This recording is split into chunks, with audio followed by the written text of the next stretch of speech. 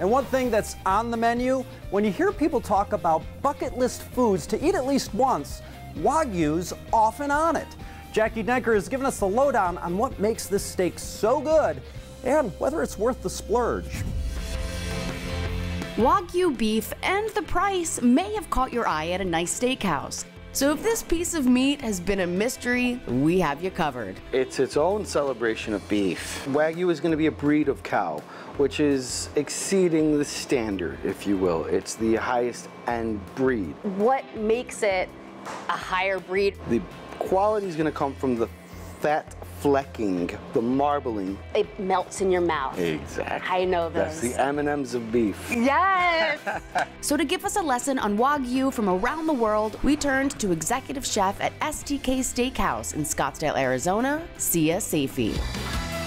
Starting with Japanese Wagyu. Japanese is going to be the highest end. It's going to have the highest marbling fat fleck in the meat. Which has a lot to do with the diet and exercise of the cows. The strain of the muscle is what creates toughness, so they don't let these cows move very much. These cows are very low strain, they drink beer. Wait, what? Drink beer, listen to opera music, get massaged, out. Absolutely. Especially when it comes towards the harvesting. They're also fed hay and nuts to beef them up. And as for the price, it's gonna cost about $100 a pound. Medium rare. Holy moly! It's a whole different world. That's melt in your mouth. Yes, we're going to Japan.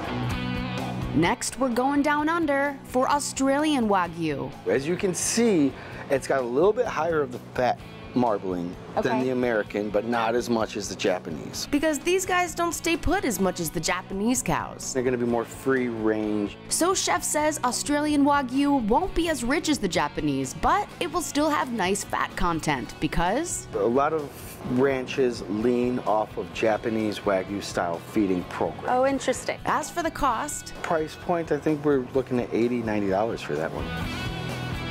Wow, this like packs a punch.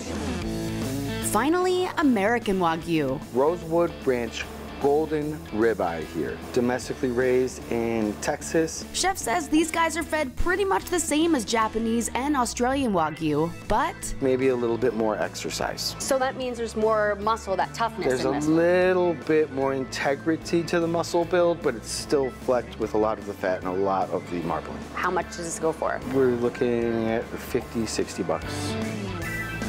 Oh my gosh, so good. Diving into Wagyu around the world before we dive into our pockets to order.